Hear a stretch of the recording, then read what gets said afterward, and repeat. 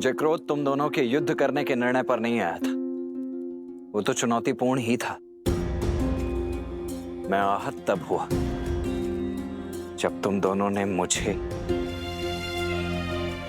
दोषी सिद्ध करने का प्रयास किया। तुम दोनों ने कहा कि मैं अपना दायित्व निभाने में असमर्थ रहा। पहले तो श्री राम की बात ना मानकर माता सीता को वन में अकेला छोड़ा है। वहां से रावण ने उनका अपहरण किया और फिर श्री राम की आज्ञा मानकर माता सीता को वन में अकेला छोड़ दिया। परंतु मेरा ईश्वर साक्षी है, यदि मेरा वश चलता तो मेरे सिया राम न तब एक दूसरे से विलग होते, ना ही अब।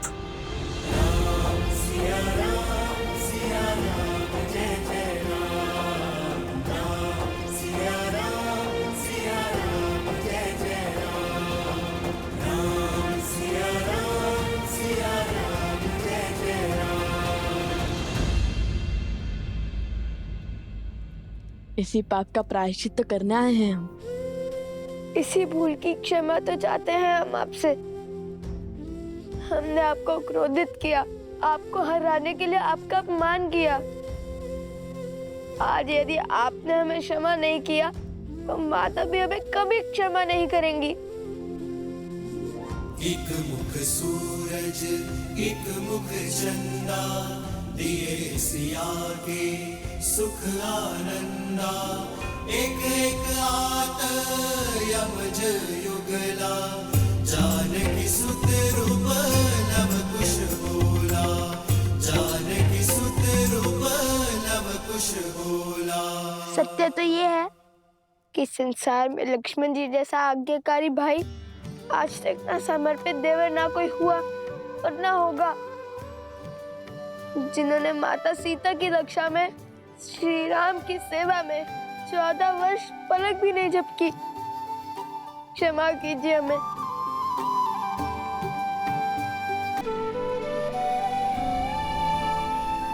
अंततः आज ज्ञात हो ही गया कि वीरता के साथ साथ विनय भी है तुम दोनों में।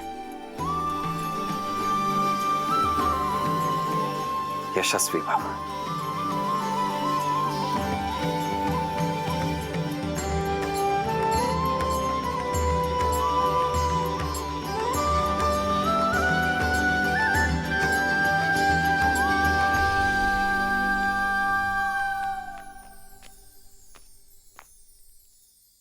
हम पूरे रघुकुल से क्षमा चाहते हैं।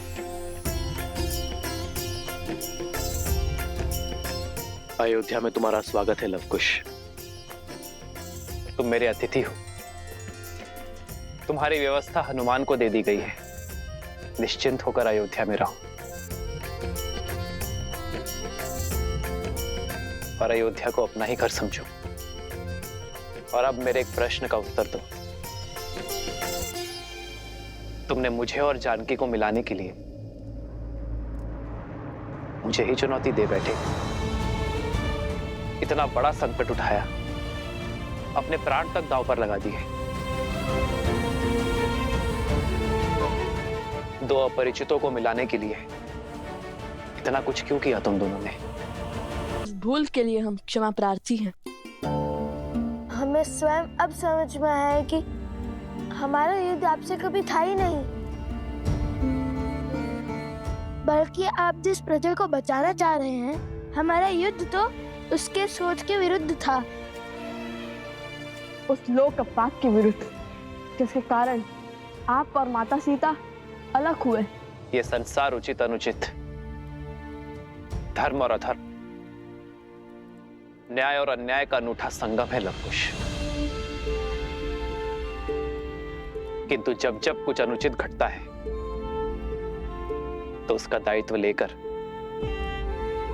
अनुचित को उचित करने का प्रयास करना चाहिए, ना कि अनुचित को अनुचित सिद्ध करने का प्रयत्न। और हर बार उचित अनुचित का भेद मिटाने के लिए शस्त्र नहीं उठाने पड़ते लवकुश। दृढ़ निश्चय कर समाज को समझाने की पहल करनी होती है। मेरा और सीता का पृथक होने का निर्णय भले ही हम दोनों का था, किंतु हमें मिलाने का निश्चय हम समाज से चाहते हैं। और हमें पूरा विश्वास है कि एक दिन ये समाज अपनी सोच अवश्य बदलेगा। आपका निश्चय अब हमारा उद्देश्य है। और इस बार हम विजय बल से नहीं, अपने गुरुवर की दी हुई शिक्षा से पाएंगे।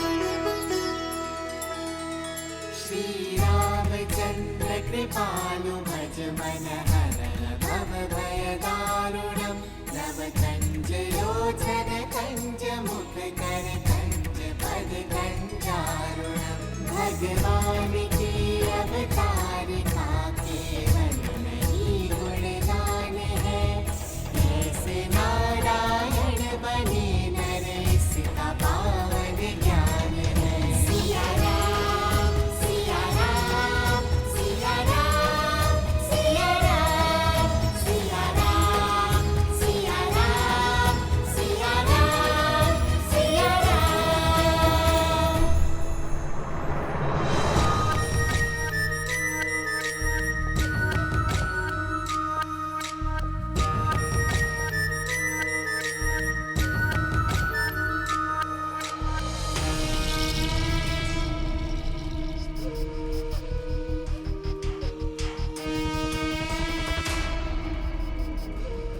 भैया, समय अभी शेष है, क्योंकि अभी तक लव और कुश ने राम को सत्य नहीं बताया है और अयोध्या वासियों को भी नहीं पता कि वो दोनों राम और सीता के पुत्र हैं। भैया, वर्षों पहले जो लोकपवाद का खेल आपने खेला था, उसे संपूर्ण करने का समय आ गया है भैया। असुरी सोच और स्त्रियों के अपमान का जो बीज आपने जन मन में बोया था, वो परिपक्व हो चुका है भैया। उसे काटने का समय आ चुका है।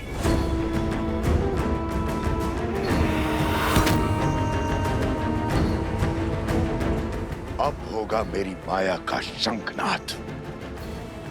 लव कुश जहां भी जाएंगे, पुरुषों द्वारा स्त्रियों का अपमान ही देखेंगे।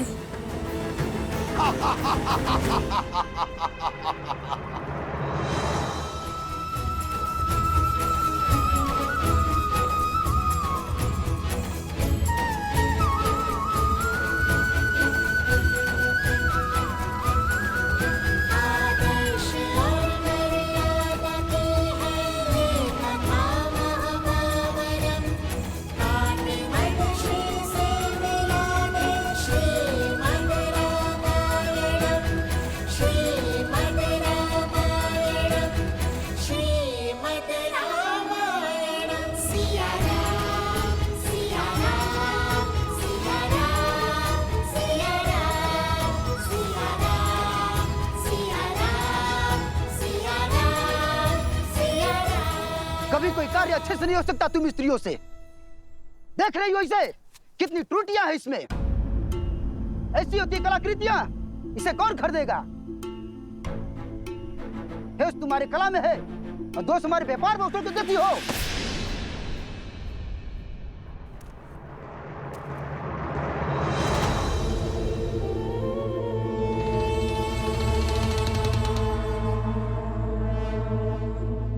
अद्भुत। महाराज की माया ने अपना असर दिखाना प्रारंभ कर दिया है। अरे अरे अरे, सबके सामने अपनी पत्नी का अपमान करते हुए लज्जा नहीं आती तुम्हें?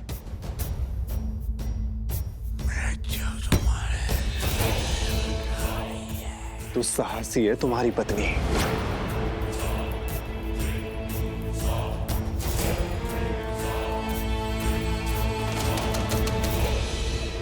अन्य पुरुष से बात करते लज्जा नहीं आती तुम्हें?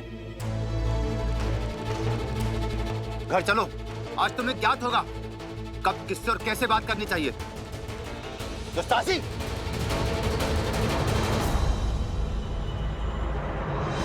भैया, धर्म की अयोध्या में इतना अधर्म, कैसा विष घुल गया इनके मस्तिष्क में। हमें क्रोध को नहीं, कला को अपना अस्त्र बनाना होगा कुश।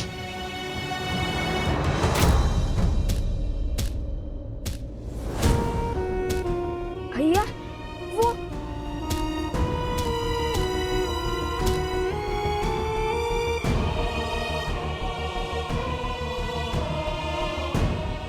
स्त्री कौन है जो इन स्त्रियों का कष्ट देखकर इतनी व्यथित हो रही है? चलो चलकर देखते हैं।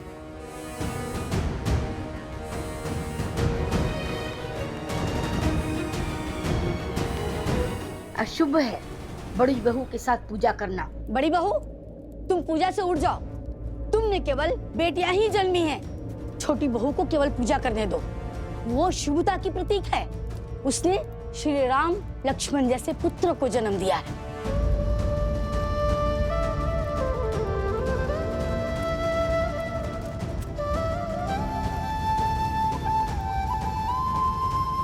लगता है अयोध्या को केवल श्री राम की आस है, माता सीता की नहीं। पुत्र में राम कहाँ से देखेंगे जब तक पुत्री में सीता नहीं देखेंगे।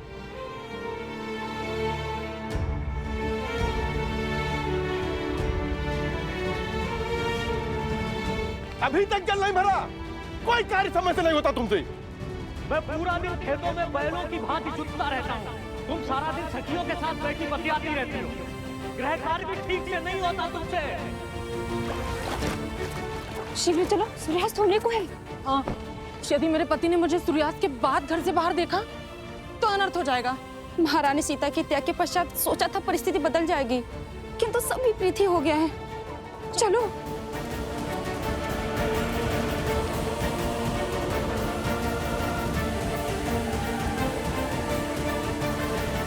आप हमारा पीछा क्यों कर रहे हैं? कुछ पूछना था आपसे। आप रो क्यों रही थी? उन स्त्रियों की व्यथा देखकर आप इतनी व्यथित क्यों हो रही थी? क्या वे आपके संबंधी हैं? आपकी आंखों में अश्रु और मन में कष्ट था। सिर भी पीट रही थी आप अपना। यदि आप उनका दुख समझती हैं तो उसे कम करने का प्रयास क्यों नहीं किया? आपका पीछा करते हुए जब अयोध्या की गलियों से निकले तो अयोध्या के घरों की कहानी पता चली।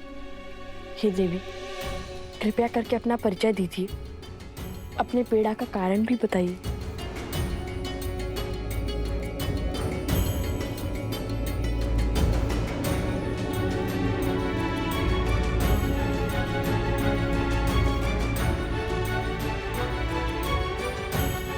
मैं वो अभागन हूँ जो प्रभु राम के समक्ष न्याय की गुहार लेके गई थी। भयानक आंधी और वर्षा हो रही थी, इसी कारण मैं अंधकार के पूर्व घर न लौट सकी। सिर्फ इसीलिए मेरे पति ने मेरा बहिष्कार कर दिया।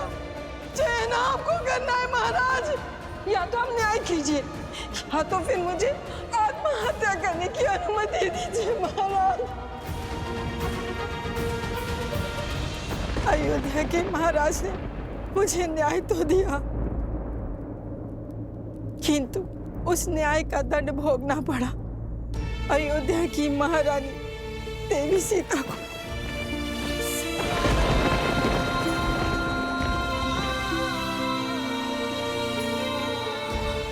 लोकापात के श्राप ने अयोध्या के हर घर को ढस लिया। मैं वो पापन हूँ जिसके कारण इस समाज ने सीता और राम को भिन्न किया।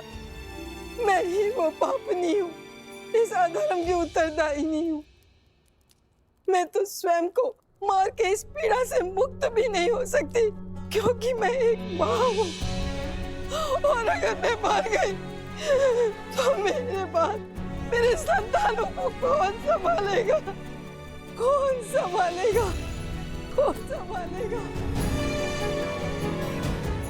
हमारी अयोध्या पहले ऐसी नहीं थी, फिर न जाने कैसे प्रजा की सोच इतनी मलिन हो गई। श्री राम अयोध्या के राजा हैं। यदि वो चाहे तो एक आदेश पर क्षण भर में सब कुछ ठीक हो सकता है। भला उन्हें कौन रोकेगा? पर वो भी इस वियोग को सह रहे हैं, क्योंकि वो मर्यादा पुरुषोत्तम है जो अपनी सोच दूसरे पर आदेश के रूप में नहीं थोपना चाहते। वो चाहते हैं कि स्वयं की अनुभव से अयोध्या की प्रजा की सोच बदले, पर ना जाने ये कब संभव होगा, ये कब संभव होगा।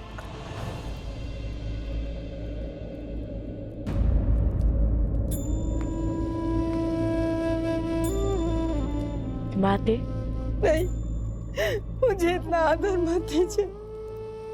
मैं केवल एक वस्ताखोर ऋषि कुमार हूँ। केवल मुख से माता ही नहीं कहा है, अपितु आपको मन से भी माता ही माना है हमने। और हम अपनी माता का रोते हुए नहीं देख सकते। जो पीड़ा का दंश आप झेल रही हैं, वो हमें भी कचोट रहा है।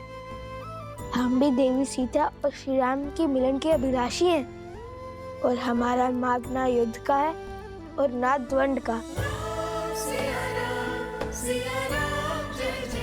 न्याय के लिए अन्याय को मिटाना होगा। अयोध्या वासियों को स्त्री के सम्मान का महत्व समझाना होगा। उनके मन को पुनः पवित्र करना होगा। आप यहीं रुकिए, हम अभी आते हैं। कहीं जाइएगा नहीं।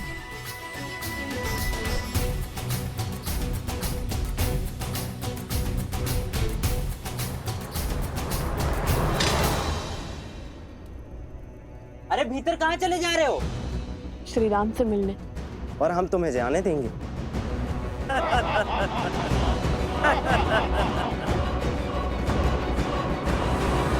महाराज अभी व्यस्त हैं, बिना अनुमति के नहीं मिल सकते हैं। जाकर कहिए ना उनसे कि हम अति आवश्यक विषय में मिलना चाहते हैं उनसे।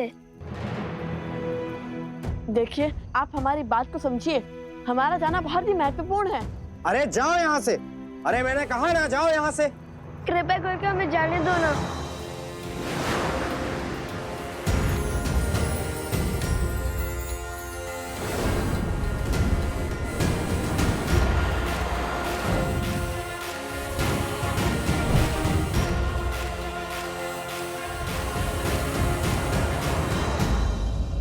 क्या हुआ? हनुमान जी, हमें इसी क्षण प्रभु श्री राम से मिलना है, और इस समय यदि कोई है जो हमें श्री राम के पास ले जा सकता है तो वो केवल आप हैं। बात वचन की है हनुमान जी, किसी को लौटाने का वचन देकर आए हैं हम। सहायता कीजिए ना हनुमान जी।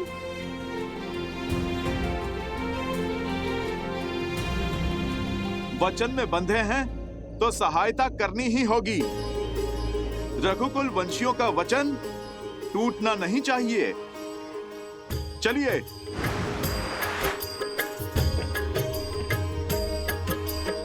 जय श्री राम।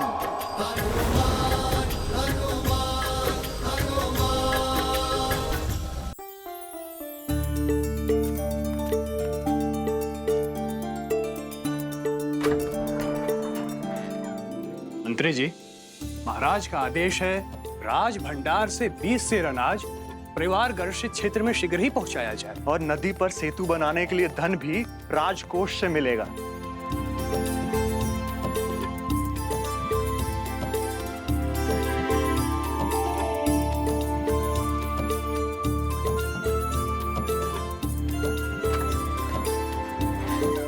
अद्भुत। इतने बड़े कौशल राज के महाराजा होने के बाद भी सूर्यास्त के पश्चात वे कार्य कर रहे हैं। पिता किसके हैं?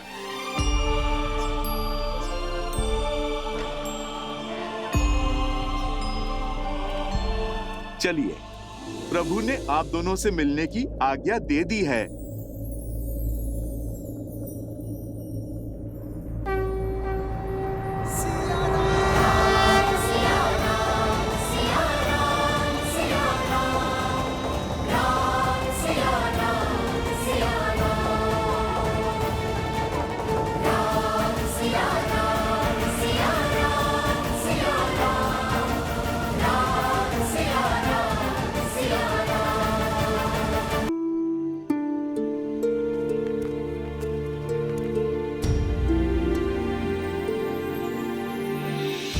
जन्म जन्म का है ये संगम, राम रतन सीता वैभव धन। एक है पौरुष एक समर्पण, एक है रूप तो दूजा दर्पण। कहने को तो महलों के राजा, कौशल के महाराज, किंतु जीवन माता सा सरल जीते हैं।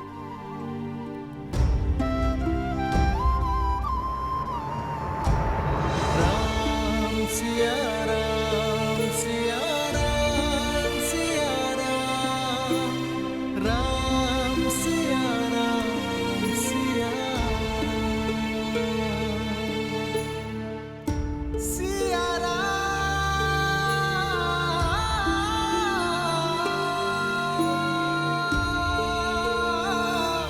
सिया राम सिया राम सिया राम। मुझे देखकर पीड़ा होती है या भय? जब भी तुम्हारे समक्ष आता हूं, तुम्हारे नेत्रों से कल कल अश्रु बहने लगते हैं।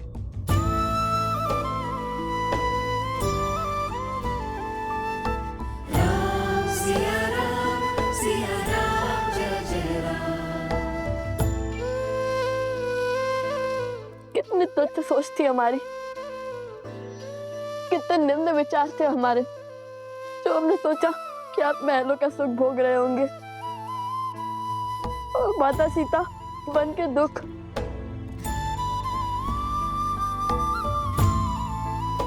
यहाँ आए तो समझ में आया कि एक और आप कौशल राज के महाराज की भांति अपने राज्य को हर संकट से बचा रहे हैं, और दूसरी ओर किंतु एक सन्यासी की भांति सब कुछ त्याग बैठे हैं।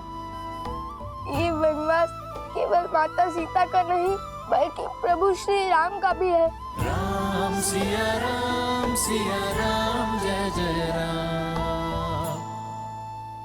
आज पता चला कि जितनी पीड़ा माता सीता को श्री राम के लिए हुई है, उससे अधिक पीड़ा श्री राम के मन में माता सीता के लिए है। सिया राम सिया राम। तुम्हारे नेत्रों से झरते ये अश्रु तुम्हारी बातों से उठती ये विपदा। ऐसा प्रतीत होता है कि तुम्हारा दुख मेरे दुख से भी विशाल है।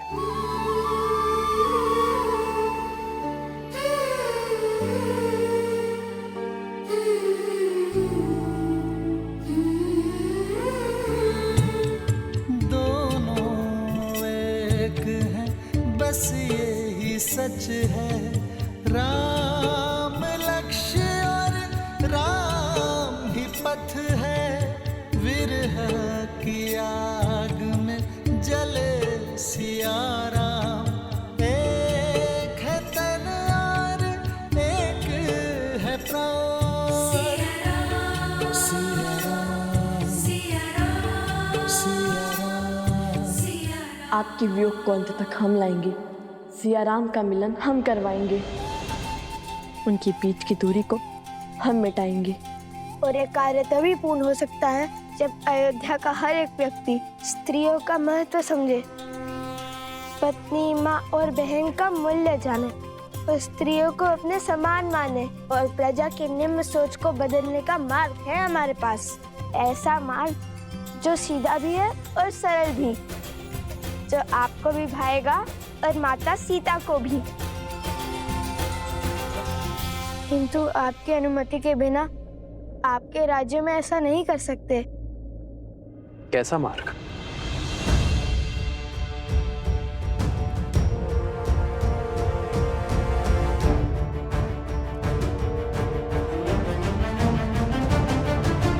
और इसके लिए हमें केवल एक दिन का समय चाहिए। हम वचन देते हैं इस शुभ कार्य में कुछ अशुभ नहीं होगा। आपके पुत्र होने के नाते हमें एक अवसर दे दीजिए।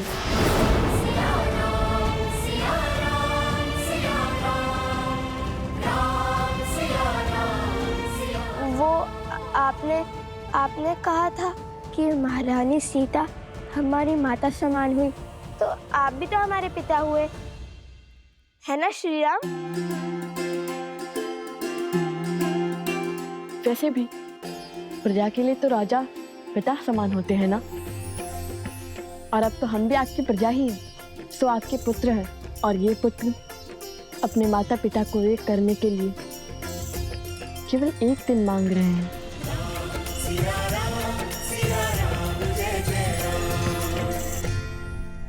मान जाइए ना प्रभु, मुझे लव कुश पर पूरा विश्वास है।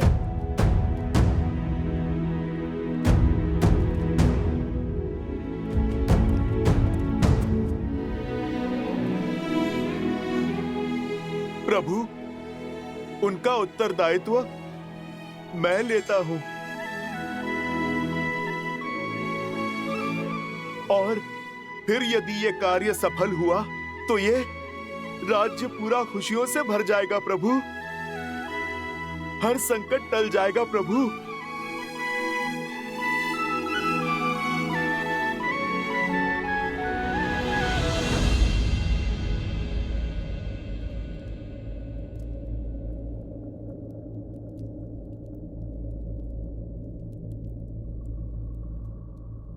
ठीक है हनुमान, उठो। किंतु एक बात स्मरण रखना, चाहे विचार हो या व्यवहार, कुछ भी थोपा नहीं जाना चाहिए। यदि अयोध्यावासी एक दिन में तुम्हारी बात मानेंगे तो तुम्हारे उपाय को और आगे बढ़ाएंगे, अन्यथा ये निर्णय भी पुनः नियति पर छोड़ देंगे। ज्येष्ठ पिताश्री,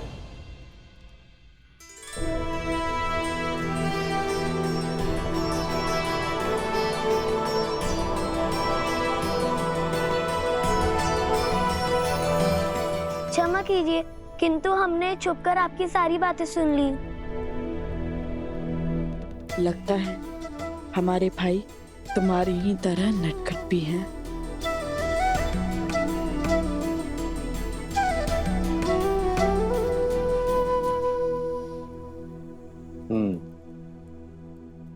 इतना दुस्साहस उचित नहीं है।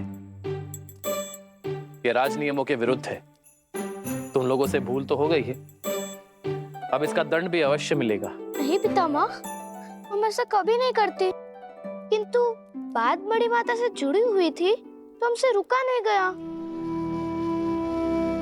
और फिर लव भैया और कुश भैया के उपाय में तो हमारी रुचि थी ही। भैया? जो आपको पिता मान रहे हैं वो हमारे भैया ही हुए ना। मंगल भवन मंगल हारी, द्रवहु सुदशरथ अजर बिहारी।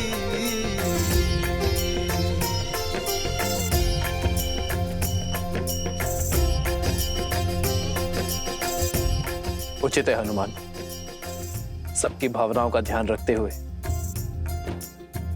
आगे बढ़ो। जो आज्ञा प्रभु। सिया राम जय जय राम।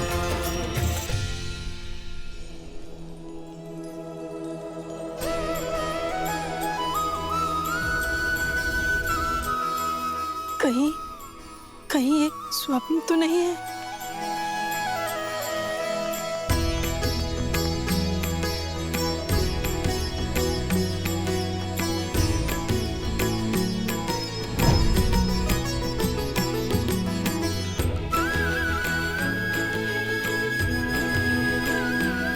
माता, हर कष्ट, हर पीड़ा, हर क्लांति को पीछे छोड़ने के लिए सच हो जाइए। हम आ गए हैं, किंतु एक सहायता की विनती लेकर। कैसी सहायता?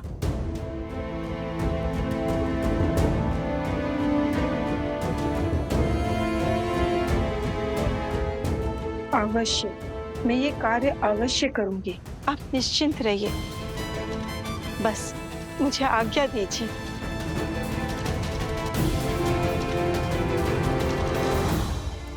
हमें भी कार्य दीजिए भैया।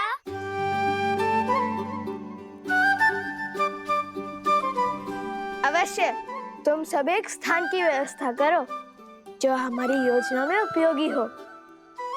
जानते हो ना मैं कैसे स्थान की बात कर रहा हूँ? हम अभी उचित स्थान की व्यवस्था करते।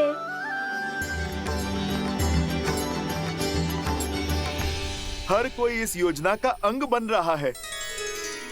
आप मुझे भी तो कोई कार्य दीजिए। बताइए मुझे क्या करना है? हनुमान जी, आप जब हमारे पास थे तब हम आपकी कितनी सेवा करते थे। आपको अपने हाथों से ग्रास खिलाते थे। पर हम जब से यहाँ आपके अतिथि बनकर आए, आपने तो हमसे एक बार भी भोजन के लिए नहीं पूछा। भोजन क्या, मैं आपको 56 भोग खिलाता हूँ। आप दोनों चलिए, आइए।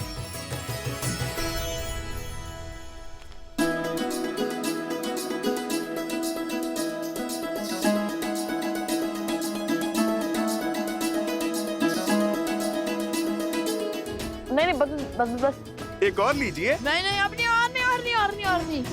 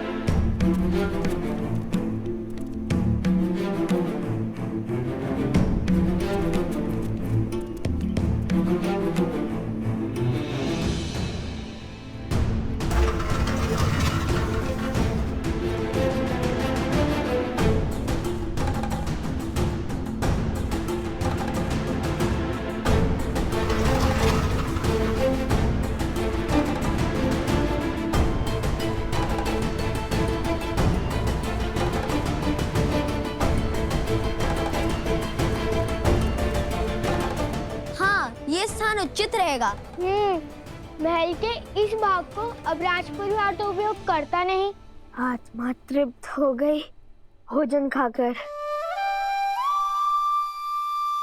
अब चलिए हनुमान जी। अब क्या होगा? विस्फोट। विस्फोट।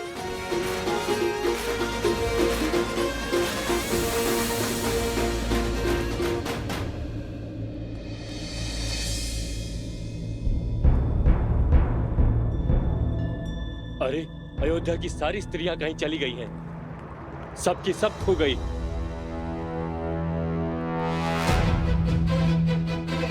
अरे कहाँ गई सब? खोजो उन्हें। मेरी पत्नी को देखा क्या? नहीं देखा। अरे मिली कोई? नहीं मिली। मेरी पत्नी भी नहीं मिल रही है। चलो साथ में चलकर खोजते हैं। हाँ, चलो। अरे तुम्हारी पत्नी मिली? नहीं, नहीं मिली। और तुम्हारी? नहीं। ऐसे कैसे लुप्त हो गई? माता और बहनों, हमारे आपसे केवल एक विनती है। चाहे आपका पुत्र, पति या पिता कोई भी विपदा में हो, ये मत भूलिएगा कि ये युद्ध केवल माता सीता के लिए नहीं है। ये आप सबके मान सम्मान का द्वंद है। यदि पुरुषों को लगता है कि संसार को चलाने का दायित्व और सृष्टि के निर्वहन का कर्तव्य वो निभा रहे हैं, तो ये उनकी बड़ी भूल है। क्योंकि बिना स्त्री के ना घर चलता है और ना ही समाज। स्वयं नारायण भी लक्ष्मी के बिना अधूरे हैं। जब तक अयोध्या में राम राज्य की स्थापना नहीं होगी, तब तक श्री राम और माता सीता का वियोग समाप्त नहीं होगा। और जब तक सिया राम एक नहीं होंगे, तब तक रामायण कभी संपूर्ण नहीं होगी। हाँ हाँ, हम आपके साथ हैं। आप जो कहेंगे हम वो करेंगे। हाँ हाँ, हम आपके साथ हैं। हाँ हाँ, हम आपके साथ हैं। चलिए हम सब मिलकर महादेव से इस कार्य के सफल होने की प्रार्थना करते हैं। हर हर महादेव, हर हर महादेव, हर हर महादेव, हर हर महादेव, हर हर महादेव, हर महादेव, हर हर महादेव। पूरे नगर में एक भी स्त्री नहीं है। ये कैसा संयोग है?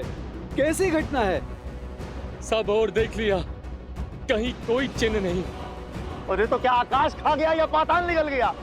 अरे मेरे पुत्रों की माता क्या पवन के वेग में उड़ गई?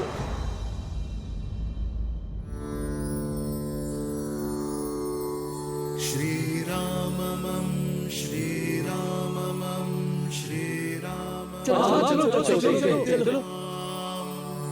श्री राम राम रमेति रमे रामे मनोरमे सहस्रनाम तत्तुल्यं राम नाम वरानने। श्री राम राम रमेति रमे रामे मनोरमे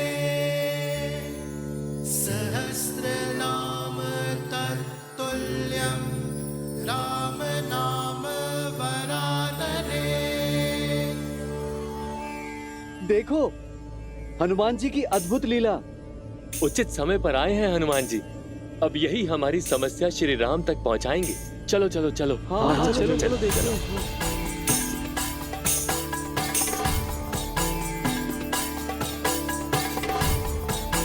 हनुमान जी, हनुमान जी, एक बहुत बड़ी विपदा आन पड़ी है, सहायता कीजिए हनुमान जी। इसलिए आपका ध्यान तोड़ना पड़ा हमें।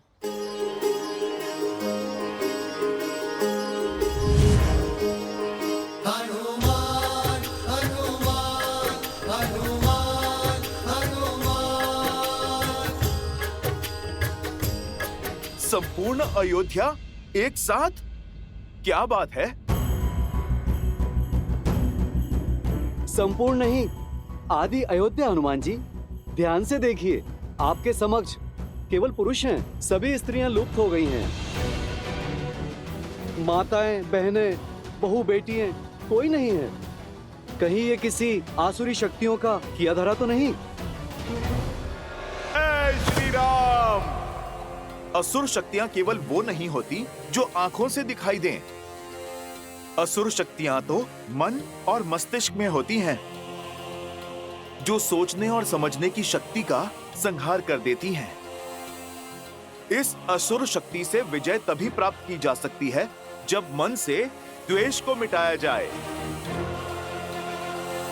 और एक साथ इतनी सारी देवियों को प्रभु श्री राम की अयोध्या से उनके भक्त के होते हुए भला कौन ले जाएगा? ना कोई ध्वनि हुई और ना ही कोई हलचल हुई। मुझे तो लगता है कि ये स्त्रियां स्वयं चली गईं, अयोध्या छोड़कर अपनी इच्छा से। स्वयं गई है? स्वयं चली गई? समझ में नहीं आता, न तो इतनी शक्ति है और न इतना साहस, तो फिर कैसे चली गई? जो स्त्री मेरी बिना आज्ञा के चौखट के बाहर एक पग तक नहीं रखती, जो स्त्री हमारे आदेश के बिना जल तक नहीं ग्रहण करती, वो घर संसार छोड़ गई। कैसे? क्यों? हाँ, उचित कहा। पत्नियां तो पति का संसार होती हैं, पत्नियां तो परिवार की धुरी होती हैं, सेविका नहीं। वो भी तो मनुष्य हैं, उनकी भी अपनी इच्छा होगी। हो सकता है कि उन्हें आपकी कोई बातें बुरी लगी हो सकता है वो आपके व्यवहार से आहत हो गई हो। आहत हो गई? ऐसे कैसे आहत हो गई? उनके बिना हमारी कितनी हानि हो रही है। भोर से अभी तक ना भोजन बना, ना ही जल भरा हुआ है। खेतों का कार्य भी रुका पड़ा है। हाँ, और हनुमान जी, हमारे वस्त्रों की कारीगरी भी रुकी पड़ी है। प्रभु श्री राम का ये सेवक उनकी अयोध्या की सहायता अवश्य करेगा। आप लोग एक काम कीजिए, कुछ लोग दाएं जाएं और कुछ लोग बाएं जाएं, और मैं सामने की ओर देख लेता हूं। जैसे आपकी आज्ञा। चलिए।